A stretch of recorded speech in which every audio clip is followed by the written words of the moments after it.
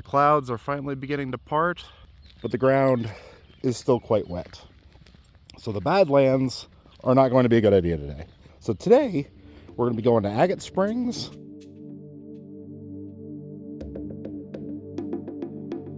In order to get to Agate Springs, you have to go way out. And there it is, that little building right there. Here at Agate Springs, we see the descendants of a lot of the animals that we hunt at the White River Formation, as well as some animals that weren't represented at all there.